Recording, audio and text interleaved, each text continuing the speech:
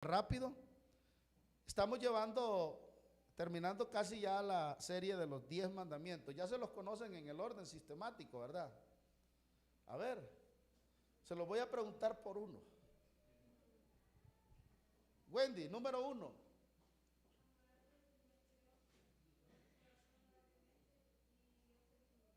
Ok. Jared, 2.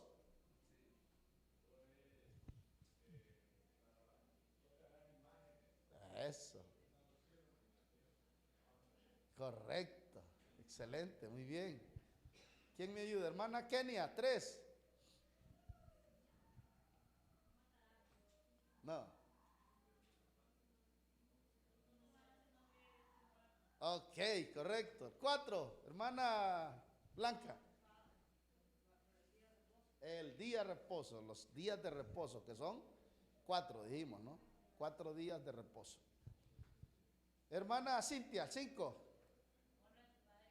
Eso, muy bien, muy bien. Hermana Patti, el 6. Correcto. El 7, hermana Andrea.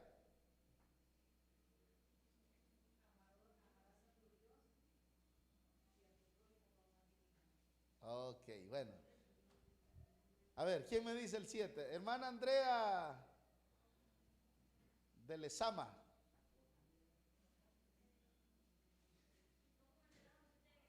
Correcto.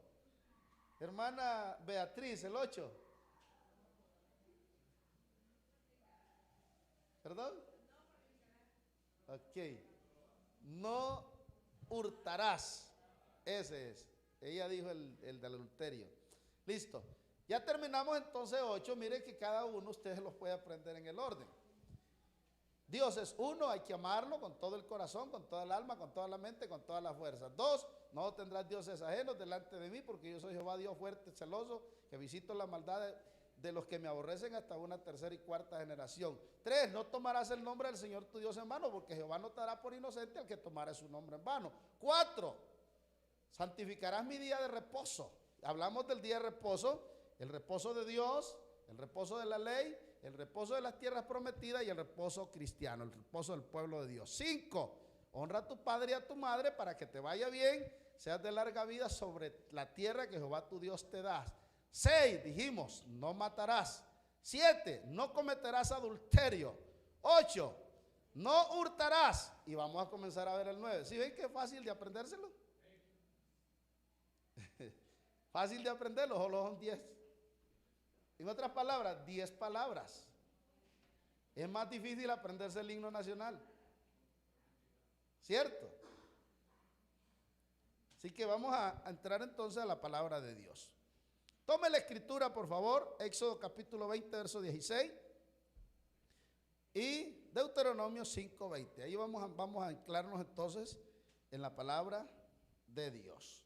Éxodo capítulo 20, verso 16 y Deuteronomio 5:20.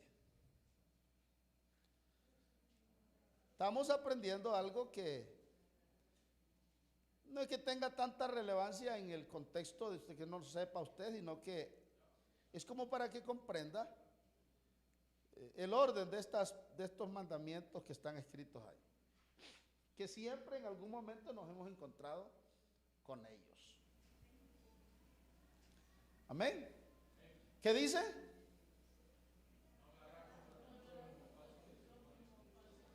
¿Se lo pueden aprender? Vuélvalo a decir. Ok. No hablarás contra tu prójimo falso testimonio. Y el verso Deuteronomio 5:20 dice, no dirás falso testimonio contra tu prójimo. Ok. Quiero entonces a que entremos un poquito en estos detalles porque son tan importantes. Bueno, casi todos se fueron. ¿Y para dónde se fueron? Ok. ¿Qué es el falso testimonio? ¿Quién me puede decir qué es un falso testimonio? Ok, ¿cómo, hermana? Ok, listo. Entonces, ¿creen ustedes que hay facultades y facilidades de mentir contra otra persona? ¿Qué lleva a una persona a hacer eso?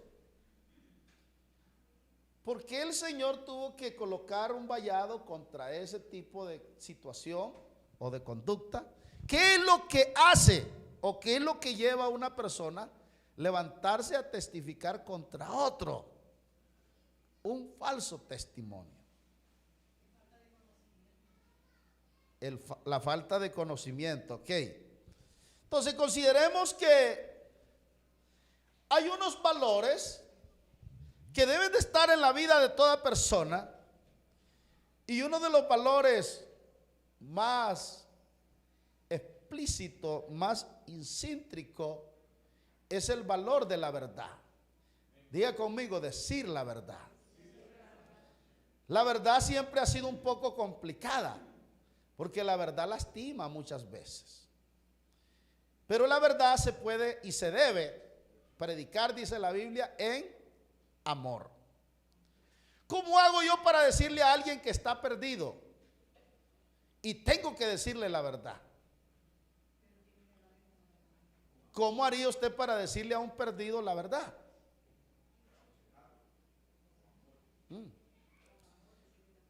Ok, entonces el amor cubre multitud de faltas. Cuando el amor se expresa y cuando hay amor, el hombre no va a ser capaz de hacer cosas que lastimen a las demás personas, porque se lastima a sí mismo, pues tiene amor. Y cuando hay amor hay sentimiento de compasión, de misericordia y de dolor. Por ende, la Escritura clara dice que el mandamiento más grande es el amor. Ahora permanece la fe, la esperanza y el amor, pero el más grande de ellos es el amor. ¿Por qué? Porque el amor se identifica con Dios. De hecho, la Escritura dice que Dios es amor. Es decir, que la esencia del amor no es un sentimiento común, es Dios. Pero ¿qué es lo que hace que un hombre llegue a levantar contra su prójimo falso testimonio? Testimonio, diga testimonio. ¿Qué es testimonio? Prediquen conmigo, quiero escucharlos. Testimonio es testificar. Es testificar de esa persona cosas que yo conozco o cosas que no conozco. ¿Cierto? Si yo voy a testificar como testigo y voy a dar mi testimonio de lo que yo no conozco, eso viene a contradecir la ley de Dios y por ende soy culpable de juicio. ¿Qué pasa para la gente que levanta falso testimonio? ¿Es pecado o no es pecado? ¿Es pecado levantar falso testimonio? Así que está dentro de los 10 mandamientos. No levantarás falsos testimonios contra tu prójimo. ¿Quién es el prójimo?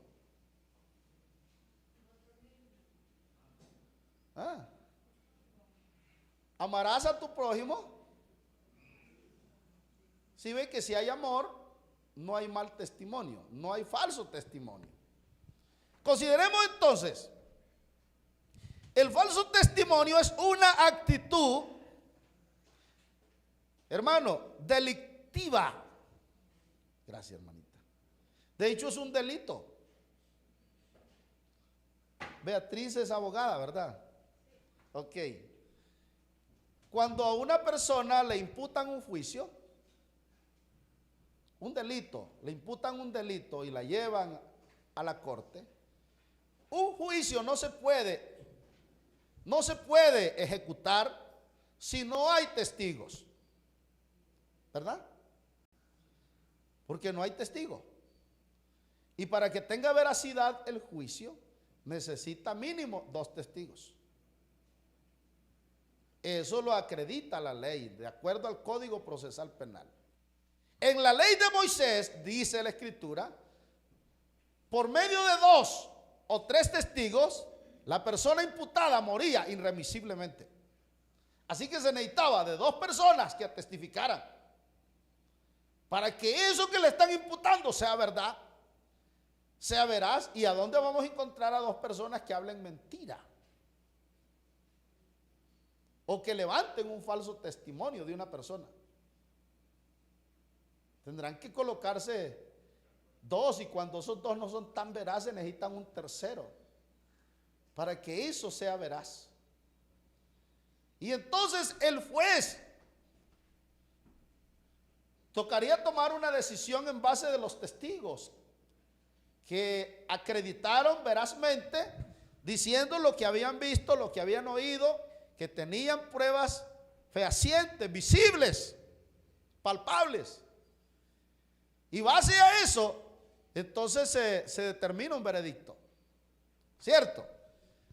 Cuando hablamos de un falso testimonio, entonces el que va a testificar lo llevan a la corte, lo sientan en la mesa, lo colocan en la silla, le dicen levante la mano, le ponen la Biblia o le ponen una señal diciendo, jura usted decir la verdad, solo la verdad y nada más que la verdad. Cuando usted está bajo juramento, usted no puede omitir la verdad. La verdad es impresionante. La verdad es relevante totalmente. Y delante de un juez, decir mentira, eso es un delito. ¿Cierto? Delante de una autoridad, decir mentira es un delito. Usted puede mentirle a quien quiera mentirle. Usted puede mentirle a su tío, a su primo, a su amigo, a su vecino, pero no puede mentirle a la autoridad. Porque si usted le miente a la autoridad, se vuelve un delito. ¿Están entendiendo?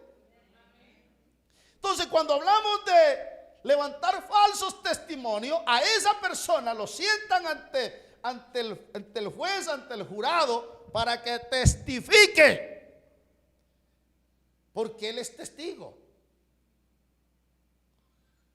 Por ejemplo, en el día de la condenación de los perdidos, en el día del gran juicio final, nosotros los predicadores seremos testigos. Delante del trono de Dios estaremos como testigos y otros estaremos sentados para juzgar a las naciones como jueces. ¿Qué voy a atestiguar yo de una persona que se va a ir al infierno? ¿Qué puedo atestiguar? Sencillo. Todo hombre delante de Dios, porque los juicios de Dios son fieles, justos y todos son verdaderos. En los juicios de Dios no hay malicia, no hay mordida, no se hace injusticia. Los juicios de Dios son veraces. Y Dios no dará por inocente al culpable. Así que vale la pena que usted tenga en cuenta la veracidad de los juicios de Dios. Porque ante los hombres podemos mentir, pero no ante Dios. ¿Me comprenden, hermanos? O sea, nosotros estaremos sentados en un gran tribunal, se le llama el gran trono blanco, donde los muertos, los vivos, los pequeños y los grandes van a comparecer ante el gran trono blanco. Cuando se habla de trono se está refiriendo a una gran corte, donde Dios será el juez de toda la tierra, donde los hombres les van a abrir los libros, que es la evidencia fehaciente de la verdad, que es el evangelio de la salvación. Y todos los hombres ante Dios querrán decir un día: Señor, yo no lo sabía. Porque si usted no sabe, usted no es culpable, ¿cierto? La inocencia lo vuelve a usted inocente. Y si yo no sabía que eso era malo, mi conciencia queda limpia. Y la ley puede llegar a un decreto de justificación donde dice que él pecó sin conocimiento. Y como no hay un conocimiento, las leyes por eso necesitan ser colocadas aquí en nuestro país, por ejemplo, para que una ley se ratifique y sea ley, necesita primero ir al diario oficial, la Gaceta, para que sea ley verdadera. Que todo el mundo la pueda escuchar, que esa ley está aprobada. Para que la gente no vaya a cometer un delito por no saber. Pero entonces sientan al testigo, le hacen jurar. Y si el testigo delante de la autoridad, él jura, comete perjurio, ¿cierto? Y el perjurio tiene también consecuencias penales. ¿Sí me están entendiendo? Entonces, ¿qué es levantar falsos testimonios? Hermano, esto de levantar falsos testimonios pareciera fácil, porque Satanás, el diablo, es experto en señalar, en acusar y en mentir. Y usted, podemos caer en el delito y en el pecado de la acusación falsa. La Biblia es clara, dice, no crean pues a todo espíritu, sino que pruébenlos si son de Dios o del diablo. ¿Sabe por qué? Porque hay una cantidad de mentirosos que han salido por el mundo. Y es increíble que usted no pueda comprender cuando Satanás obra, porque vea, hermano, el diablo es tan visible, porque lo oscuro en la luz se hace visible.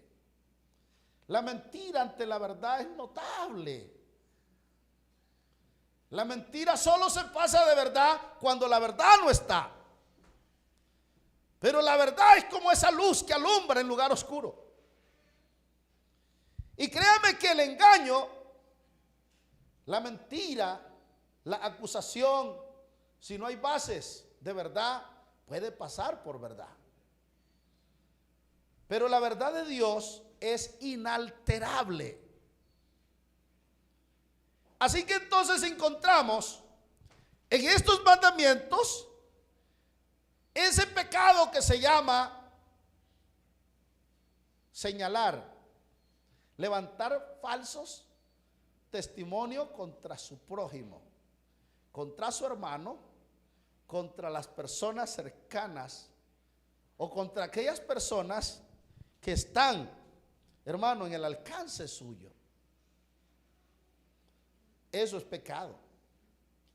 Y de eso como iglesia, como hermanos, debemos de cuidarnos. Diga conmigo, cuidarnos.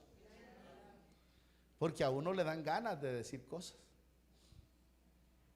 ¿Nunca les ha dado ganas a ustedes de decir algo del hermano? O por lo menos del pastor. Cierto que dan ganas de vez en cuando, más cuando uno se enoja. Sí dan ganas, claro que dan ganas. ¿Y de dónde vienen esas ganas? ¿Quién es el que está tratando de que usted coloque su dedo? El diablo. ¿Y cómo hace el diablo? El diablo le habla al oído. ¿Y cómo le habla? A través de un hermano, a través de una hermana, a través de un amigo o de una amiga. ¿Sabías vos esto? ¿Sabías esto y esto y esto? ¿Sabías esto que dicen así, que dicen acá? Y entonces usted lo recibe, lo toma por verdad y ahora usted lo exporta. ¿Sabía usted que el hermano hizo esto? No, yo no sé, la verdad, mi hijo es que me dijo Juana, pero usted ya lo está dando por verdad. Y eso es levantar falso testimonio. ¿Me comprenden, hermanos? Por eso, cuando de acuerdo a la ley, volvemos a la ley porque la ley dice que hasta que una persona no sea vencida en juicio, No se le puede tildar de aquello. Por eso existen entonces los tribunales. Una vez que los tribunales hayan determinado la veracidad de lo que se le imputa a aquella persona, él queda como inocente y limpia su imagen, o queda como culpable y se ensucia. Pero la ley es la que determina. ¿Estamos de acuerdo?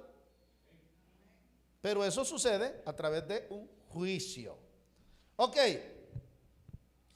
Entonces, es importante que nosotros tengamos conciencia acerca de este pecado que el mismo Dios quiso colocarle un vallado, porque es muy fácil caer ahí. De hecho, créanme que el pecado que más pulula en las iglesias es el pecado de la discriminación, del chisme y de la acusación. Pues están bien callados. Entonces, ese pecado es muy destructivo. Hay personas que se van de las iglesias. ¿Saben por qué? Porque escucharon que la hermana Julana decía cosas de ellos, o de él, o de ella. Y dice, yo a esa iglesia no vuelvo a ir, porque allá hay demasiado problema. Y resulta que no es verdad. Una o dos personas se dejan usar por el diablo. ¿A cuántos discípulos usó el diablo el día de Cristo antes de ser muerto?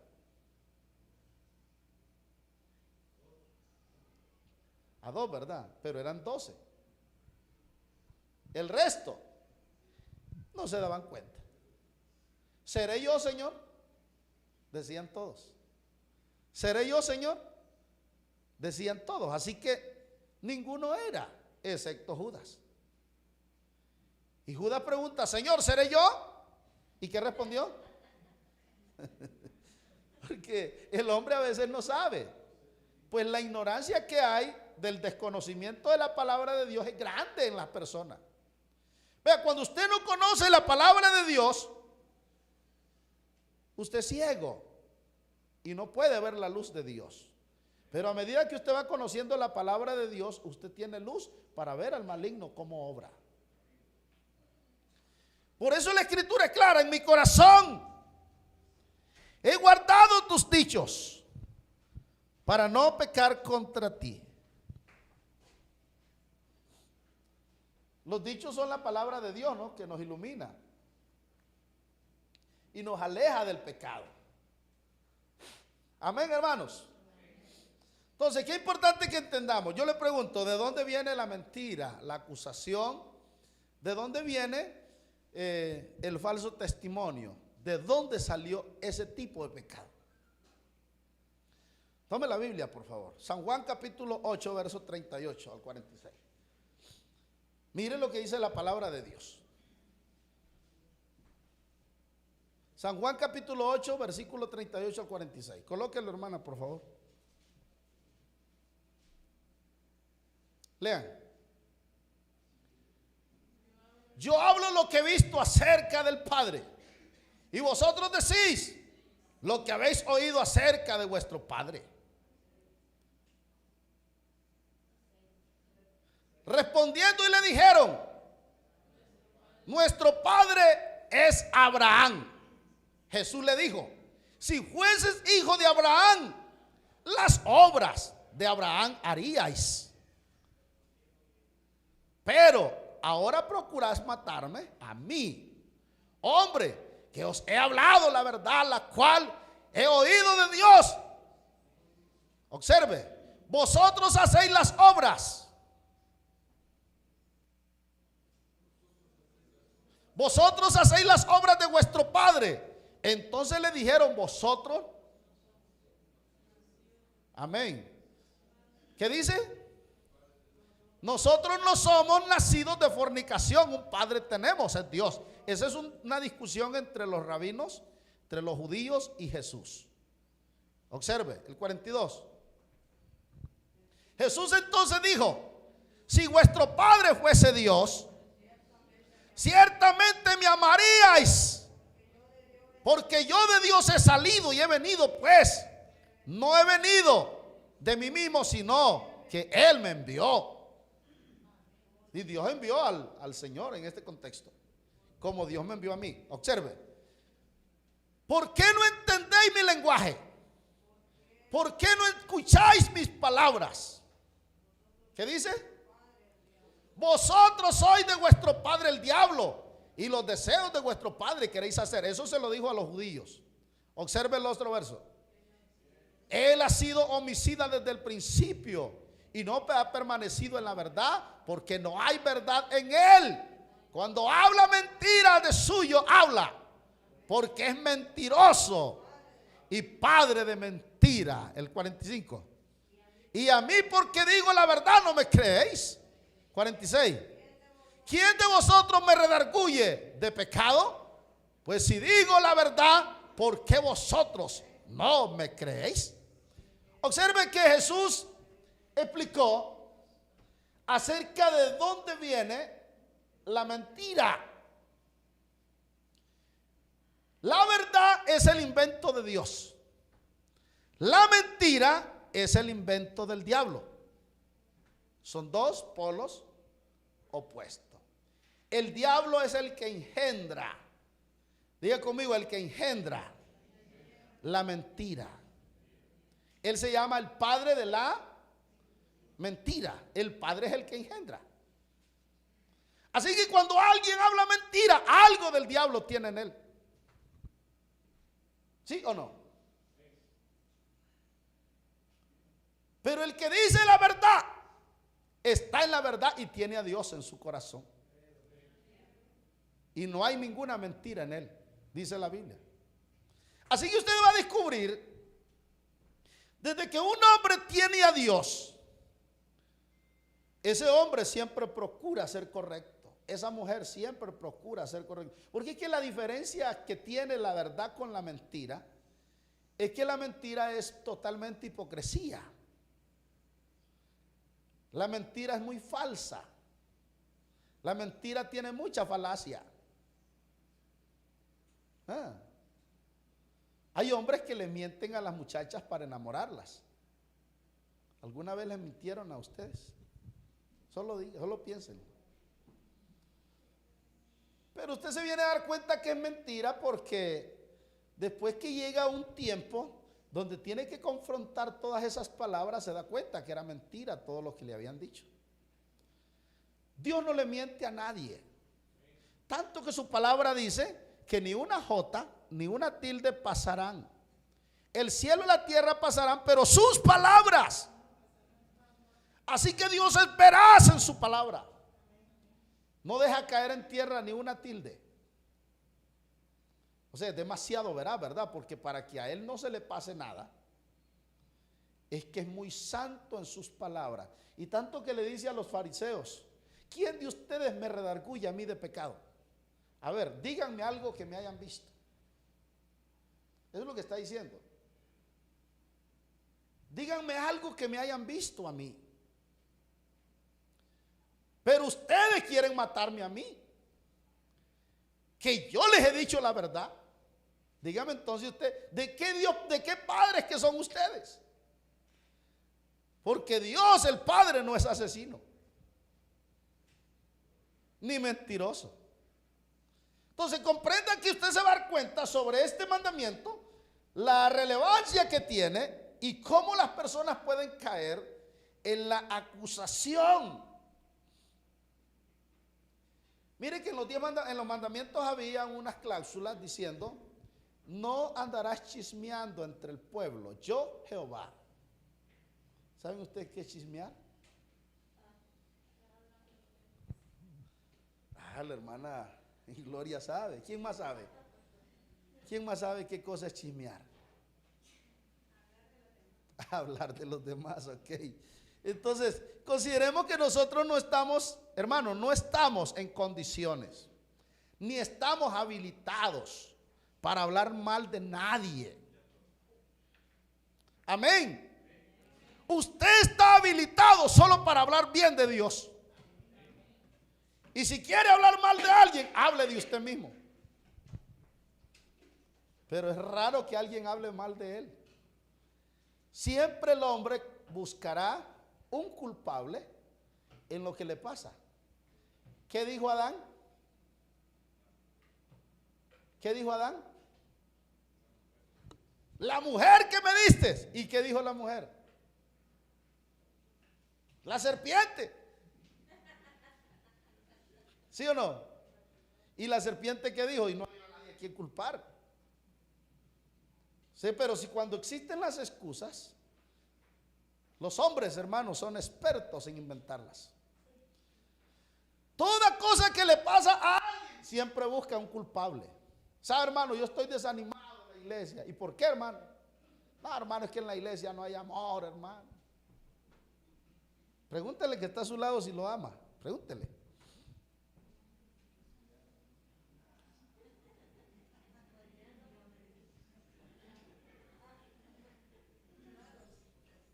Fíjese que usted,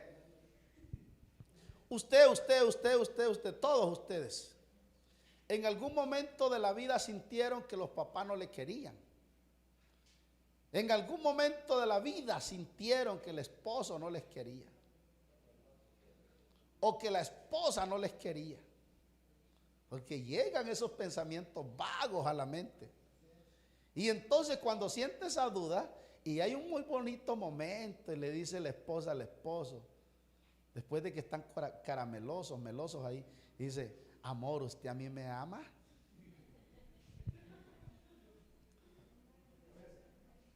¿Se han preguntado? Bueno, dice a veces porque no está la de él ahorita. Amor, ¿usted me ama? Y en realidad son preguntas que tienen respuestas lógicas. Lo que pasa es que hay cosas que van funcionando con el tiempo y se pueden ir perdiendo ciertas esencias, ¿no? El amor tiene muchas áreas. Hay hombres que son muy caramelosos. Y entonces el que mira a ese hombre carameloso dice, ay, no, qué bonito, cómo trata a la hermana, al hermano, a la hermana. Ay, no, así quisiera el mío, pero ese mío es todo tosco y burro. Y tienen unos conceptos que piensan que eso es el amor.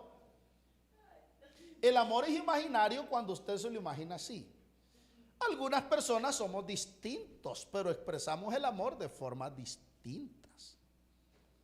A veces no le dice cosas ni le compra rosas, pero es un hombre muy cuidadoso de su casa, la ama, no la deja aguantar hambre, no la deja andar con zapatos rotos ni nada de las cosas así. Así que le muestra el amor de otra manera. ¿Me comprenden? Ahora, si usted quiere un hombre así, explíquele qué es lo que le gusta. Hágale saber. Porque siempre a veces la mujer pretende que el hombre sabe lo que a ella le gusta. Y a veces no lo sabe. Eso es una imaginación suya. Porque ella ve bonito el trato de aquel y ella quisiera que él le tratara así. Porque hay hombres que son muy atentos con las mujeres. Van y se bajan del carro y van y dan la vuelta y le abren la puerta. Y entonces y le toman la mano y dicen, ay no, qué cursi, qué lindo eso. Pero no todos fuimos educados así. Porque esos son valores que en algunos hogares los aplican. Pero él ya sabe que ella puede cerrar la puerta y se salió. Y allá adentro la invitó a comer y comieron ambos sentados en una mesa. ¡Qué bonito! Hay muchas realidades y usted encuentra personas que son así tan detallistas, pero no son sinceros. ¿Comprenden? Y es casi como una vida de película. Dios con nosotros ha sido muy sincero. Dios a usted le ha tratado como un caballero y como una dama.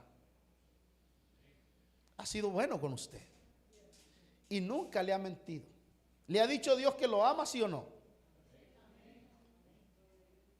¿Dios lo ama a usted? ¿Por qué se va a ir de la iglesia entonces? ¿Acaso usted viene por el hermano para que lo quiera? Nosotros venimos a servir a Dios y a Él es quien le entregamos la vida.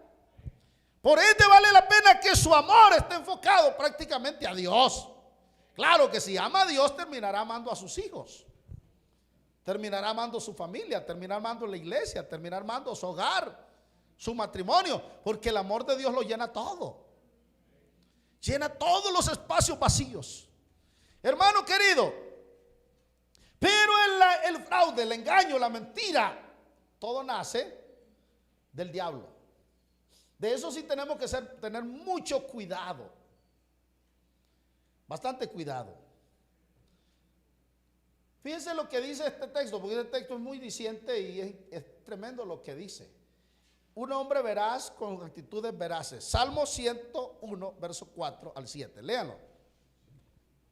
David, que era un rey, en este contexto o prototipo de Cristo aquí, dice estas palabras: corazón perverso se apartará de mí, no conoceré al malvado.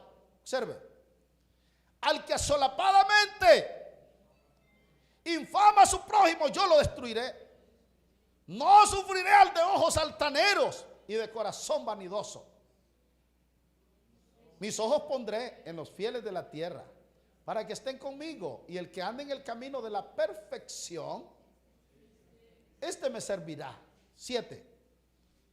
No habitará dentro de mi casa el que hace fraude, el que habla mentira, no se afirmará delante de mis ojos. Para mí, el que un hermano chismee o levante falso testimonio de un hermano, para mí es pecado. Para otros pastores no es pecado, pero para mí sí. ¿Me están entendiendo? Yo pongo en disciplina a cualquier hermano que yo lo vea involucrado levantándole falsos testimonios a otro hermano, porque es pecado, la Biblia lo dice que es pecado. ¿Sí me entienden, hermanos? ¿Es pecado o no es pecado? Ok, está entre los 10 mandamientos, entre el matar, entre adulterar, entre robar. Está ahí. Así que es un pecado de muerte, de los pecados que tenían juicio. ¿Qué pasaba con alguien que levantaba ese tipo de pecado contra su prójimo de acuerdo a la ley? Porque la ley tenía unas características.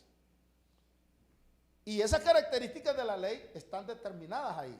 Deuteronomio 19, 16. Colócalo ahí, hermano, por favor. Mire las características de estos, de lo que significaría ese tipo de cosas.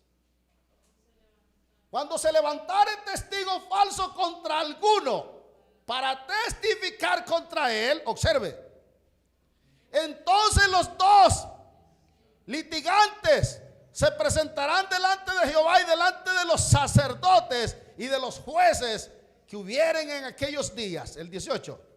Y los jueces inquirirán bien si aquel testigo resultare falso y hubiere causado falsamente a su hermano. Observe.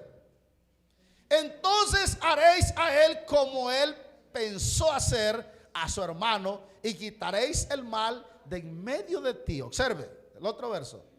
Y los que quedaren oirán y temerán y no volverán a hacer más una maldad semejante en medio de ti. El 21. Amén. Y no le comparas, ¿cómo es? Compadecerás vida por vida, ojo por ojo, diente por diente, mano por mano y pie por pie. Eso indicaba la ley, la actitud de aquella persona. Ya que la ley se medía en base del delito que se hiciera. Si yo decía que Pedro le había matado la vaca a don Juan, entonces, y Pedro era inocente, y lo que pasa es que a mí me caía mal Pedro. Entonces yo atestiguaba. Y los jueces venían y acusaban a Pedro y le mataban una vaca a él, y resulta que él era inocente. Pero si se descubría que mi testimonio era falso, entonces tendrían que matármela a mí. Lo que yo quería que le hicieran a él. Es lo que está diciendo. Y si era por mano, debían cortarme la mano a mí. Y si era por pie, debían cortarme un pie a mí. Y si era por ojo, debían de sacarme un ojo a mí. O sea que el delito que hubiese cometido, ese delito se revertía. ¿Me están entendiendo, hermanos? Entonces, ¿qué importancia tiene esto? Porque esto sí es importante que entienda. Y de las cosas que Dios odia y odia mucho. Hermano, Dios es amor, Dios no odia a nadie. Pues lea la Biblia, observe. Tome ese texto, por favor. Proverbios capítulo 6, verso 16. Dios no odia a las personas, pero odia las actitudes de las personas. ¿Cierto? Nosotros no odiamos a nadie. Yo no odio a nadie, ni tengo enemigos. Claro que yo soy enemigo de mucha gente, pero no son enemigos míos. Créame que yo sí tengo enemigos, ¿verdad? Y por eso me cuido cada día. Señor, guárdame y el maligno no nos toque. Porque hay gente que nos odia por ser pastor, por ser cristiano, por estar bendecido, por tener muchas bendiciones. Nos odian. ¿Y usted qué culpa tiene? Hay gente que lo odia porque usted viene de buena casa. Hay gente que lo odia porque usted se viste bonito. Dice que son unos orgullosos. A mí me caen mal yo de que los miro. ¿Y qué culpa tiene usted de andar bien? Si es su padre el que le ha dado todo. ¿Me está entendiendo, hermanos? Entonces va a encontrar con casos así. Hay gente que va a querer hacerle daño y señalarlo a usted para hacerle daño. A nosotros nos ha pasado esas cosas ya.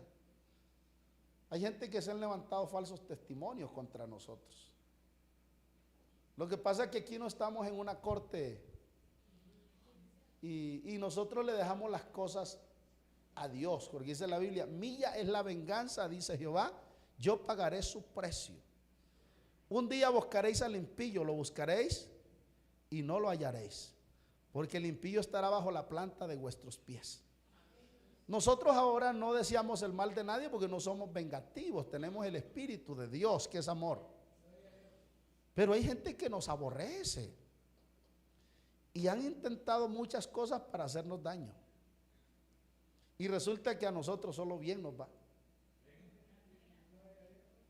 Hermano, créame, yo estoy demasiado bendecido. Estoy un poco con gripe, pero estoy bendecido. ¿Sí me entienden? Hay gente que sufre por vernos así, pero eso es cuestión de Dios. ¿Qué culpa tenemos si le servimos al Dios bueno, que es justo? Así que usted va a encontrar personas que lo odien por la bendición de Dios que hay en usted. Pero lo que nosotros no podemos caer es que seamos nosotros mismos los hermanos. Y mire lo que dice la Escritura, porque eso sí la Escritura lo dice. ¿Lo puso, hermana? Proverbios 6:16. Dice, 6 cosas aborrece Jehová, observen. Y aún 7 abominan su alma. ¿Qué son? Los ojos altivos, póngale ojo a los ojos. La lengua mentirosa. Las manos derramadoras de sangre inocente. El corazón que maquina pensamientos inicuos. Los pies presurosos para correr al mal. El testigo falso que habla mentira, que siembra discordia entre hermanos. Amonestación contra él y el adulterio. Observe, entonces Dios aborrece ese tipo de cosas. Y de las cosas que Dios aborrece es que en mi mano está el dedo que señala. La Biblia dice que el diablo se llama diablo porque es acusador. Eso significa diablo y Satanás. El acusador. Satanás significa el acusador. Diablo significa adversario. Y la Escritura dice, ha sido echado fuera el adversario, el acusador que acusaba día y noche a mis hermanos. Ellos le han vencido por medio de la sangre de su Cristo. Escuche, la gente no permanece en la iglesia es porque no tiene la verdad. ¿Cómo así, hermano? Pero es que conoce el nombre. El nombre no es solo la verdad. Y la Escritura es clara, dice, se fueron de nosotros porque no eran de nosotros. Y se fueron para que se demostrase que no todos son de nosotros. Entre nosotros siempre habrá gente, y Jesús lo dijo. Entre vosotros hay uno, que es el que me traicionará, el que me acusará, lo dijo Jesús, ¿no? Entonces, en la iglesia se levanta gente, y no estoy diciendo que alguno de ustedes sea, sino que usted se tiene que poner atención, porque Satanás anda alrededor buscando a quien devorar. Y yo sí tengo que ser cuidadoso en no darle lugar al diablo. Al diablo no se le debe dar lugar. Hermano, mire, no acepte, escuche, yo siempre lo he dicho a la iglesia, no acepte chismes. No acepte cosas así. ¿Sabe por qué? Porque esas cosas envenenan su alma. La gente que se alimenta de ese tipo de cosas termina fuera de la iglesia. ¿Sabe por qué? Porque en la iglesia hay demasiada injusticia y yo mejor me voy para el mundo porque allá se vive mejor. Sí, por eso la gente se aparta, porque encuentran más maldad en la iglesia que en el mundo. Y sin querer cayeron en la trampa del maligno, en los lazos de Satanás. Porque el diablo siempre ha querido permear la iglesia con este tipo de cosas. Y los comentarios, los chismes son los que más daño le hacen a las iglesias. ¿Ya? Yo no considero que nosotros seamos los mejores pastores, porque no lo somos. Pero considero que tenemos algunas virtudes de Dios. ¿Ya? Que una iglesia se levante contra el pastor, eso es un pecado. Primero que todo porque el pastor no fue puesto por él mismo. ¿Sí o no? Sino que Dios es quien lo puso. A no ser que el pastor peque, la iglesia no se debe quedar callada. Y se los digo yo, eso no se debe callar. El pecado no se puede guardar silencio. Pero hay que tener pruebas. Porque si usted no tiene pruebas, usted es un testigo falso. ¿Comprenden? Pablo es claro, dice a Timoteo, Timoteo hijo, contra un anciano no admitas acusaciones, sino con 2 o 3 testigos. ¿Comprenden? Claro que los testigos no son palabras solamente, porque hay hombres testigos falsos. La Biblia es clara, dice que en los días de Nabot de Jezreel, el rey Acán quería tomar la posesión de Nabot y le ofreció más dinero por su posesión, por su tierra, por el patrimonio, por la heredad de sus padres. Y él dijo, nunca haga yo tal cosa que te entregue la posesión mía que me heredaron mis padres. Y el rey se fue cabizbajo y triste porque Nabot no cayó en su fuego de gusto. Bueno, hay gente que se va a enojar con uno solo porque uno no les hace caso a sus cosas. Los pastores ya estamos curados ante eso. Sí. Claro que somos amables con todos, eso sí. Yo nunca he sido grosero con un hermano, nunca. Dios nos libre de eso, porque ustedes son especiales para Dios. Y los amamos. Y yo le hablo con amor incluso hasta a los que nos aborrecen. Y los abrazo y le digo, Dios te bendiga, Dios te ayude. O Dios te bendiga, hermano. Y yo sé que no nos quieren. Y no estoy diciendo el caso aquí, estoy hablando en términos general. Ya. ¿Por qué? Porque tenemos el amor de Dios que es capaz de sobrellevar cualquier dificultad. Pero Nabot de Jezreel se enfrentó con la esposa de Acán. Y Acán dijo, no. Tú siendo el rey vas a estar triste. Déjame ese problemita, yo lo arreglo ahora mismo. Se fue a llamar 2 testigos por allá. Ustedes tienen que decir que Nabot está diciendo esto, haciendo esto, haciendo esto. Le levantó 2 testigos falsos. Y lo acusaron ante el concilio, ante la corte. ¿Y sabe qué hizo? Mandó a buscar hombres para que lo apedrearan. Pues él limpió las manos y ya está, ya, la tierra es tuya. El problema es resuelto, ya está muerto. Pero contra un hombre fiel, íntegro, al malo que se levante nunca le irá bien. Nunca le irá bien. Hermano, una iglesia que se levante contra la autoridad de Dios nunca le irá bien. Eso téngalo por seguro. Un hermano que se levante contra un hombre de Dios nunca le irá bien. Y no le estoy metiendo miedo porque no se trata de eso. Pero si usted va a levantar un juicio, tenga argumentos. Porque el pecado tampoco se debe tolerar. No, hermano, es que yo mejor me quedo Cayetano, en boca cerrada no entra mosca. Esos son cuentos. Eso se llama omitir, eso se llama, hermano, callar el pecado. El pecado no se debe callar. Pero cuando usted va a presentar va a levantar un algo, tiene que tener pruebas suficientes, fehacientes, que sean válidas. ¿Me está entendiendo? Pero no se puede levantar contra un príncipe sin argumentos. Porque el pastor es un príncipe de Dios. Y tiene usted que tener argumentos. ¿Sí me están entendiendo, verdad? Entonces, consideremos estos aspectos porque esto es importantísimo que usted como iglesia lo sepa. Porque esta es una de las trampas más tremendas del diablo. La acusación. La acusación. Y con esto vuelvo y le repito, porque mi interés no es decirle a usted para que se calle. No se debe callar. Hable la verdad.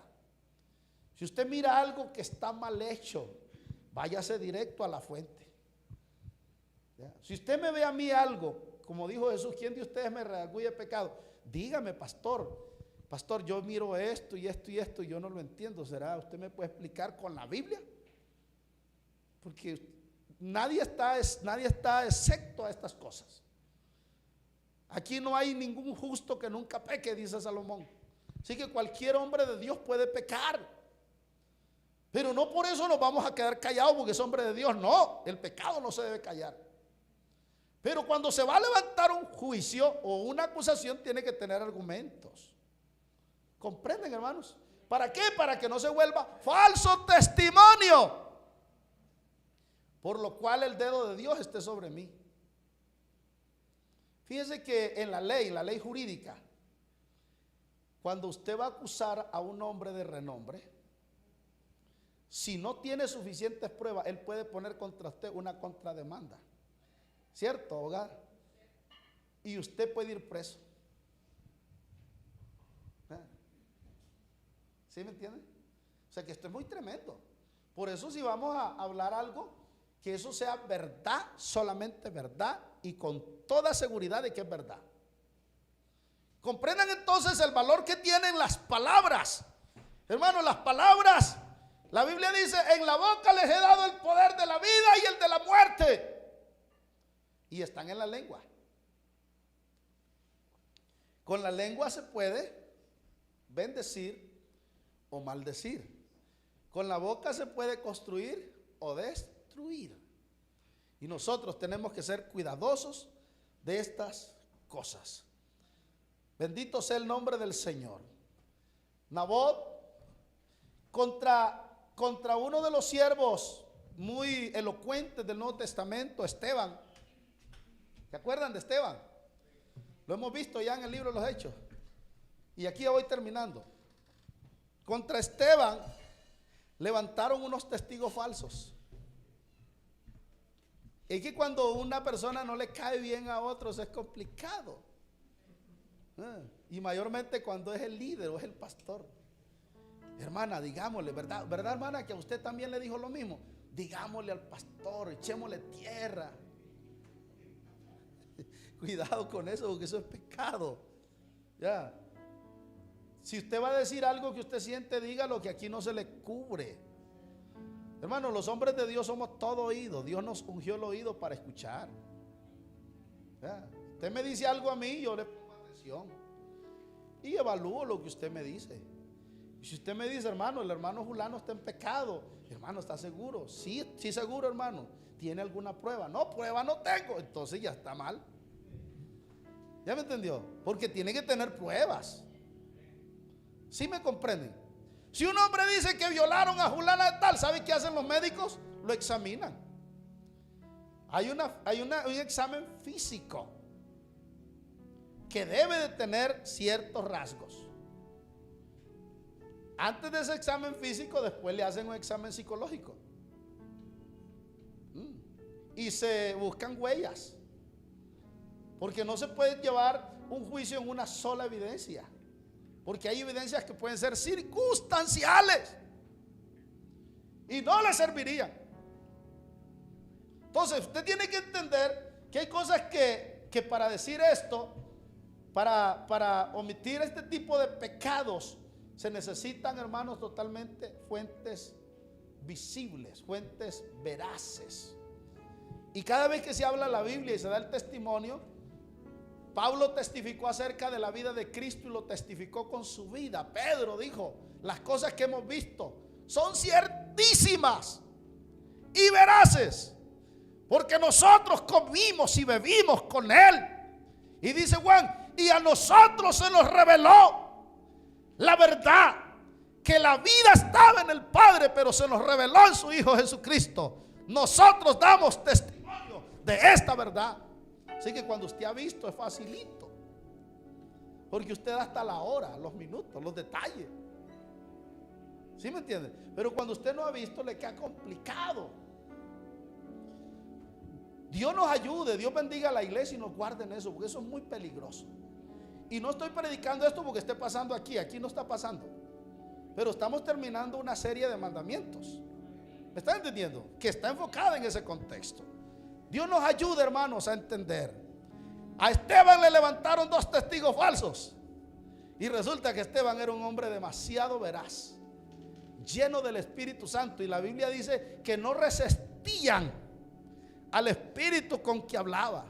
Y cuando miraron su rostro, el rostro le resplandecía como el rostro de un ángel. Y eso lo vieron ellos. O sea, levantarse contra un hombre de Dios que tiene fidelidad es complicado, porque la fidelidad se nota. Ahora, cuando hay cosas maliciosas y cosas malas, hay que decirlas, porque no hay que callar el pecado tampoco. ¿Me comprenden, hermanos? El que encubre pecado no prospera. El que encubre el pecado no prospera. Así que nunca encubra el pecado por miedo, por cualquier cosa. Hay cosas que en la ley de ciudadanía uno tiene que tener en cuenta. Si yo veo un delito, hermano, hay gente que prefiere mejor callarse. Eso es cobardía. Y la persona que calla un delito es un cobarde, porque para eso están las autoridades. Yo voy anónimamente, digo, hermano, no voy a dar mi identidad, pero quiero que me tengan anónimo. Yo vi este delito. Una persona hizo esto, violó a un niño, hizo esto. Usted no puede quedar callado contra eso, es un delito. ¿Sí me entiende? No, hermano, pues eso es mejor que lo sepan por otro, pero yo no. Eso es cobardía. Por eso el mundo está como está, porque hay mucha gente cobarde. Porque el mal no debe triunfar, sino que el bien. Claro, con mucha prudencia y cuidado, porque Dios a uno le da el conocimiento de las cosas. Amén. Así que Dios nos guarde del falso testimonio. No se levante contra su hermano. El día que esté enojado con el vecino que está al lado de usted, mírele la cara ahí, obsérvelo. Si quiere mirarme a mí, míreme. El día que esté enojado conmigo, olvídese de meterme, de decir cosas. Ámeme más bien. Ame a su hermano. Así está enojado, el enojo pasa. Hermano, el enojo dura poco. A veces 24 horas, a algunos les dura 48, a otros les dura un mes. Pero después del mes se les acaba. No deje que el mal gobierne en su corazón. Usted es un hombre de Dios, usted es una hija de Dios. Vamos a estar en pie. Que Dios nos bendiga. Que Dios nos ayude. Que Dios bendiga a su iglesia. Que Dios nos dé cada día la capacidad de ser justos en nuestra forma de vivir. Aleluya. Oremos dando gracias a Dios. Amado Padre Celestial, te adoramos y te bendecimos, Dios bendito. Señor, gracias por mis hermanos. Gracias por la iglesia. Gracias, Dios, por enseñarnos el valor que tiene. No levantarás falsos testimonios contra tu prójimo. Señor Jesús, ayúdanos, Dios, a ser sinceros cada día con nuestros hermanos. Ayúdanos, Señor, a ser sinceros cada día con nuestros hermanos, con nuestras hermanas, en el nombre de Jesús. Aleluya, aleluya. Amén. Diga amén. Que Dios bendiga nuestras vidas.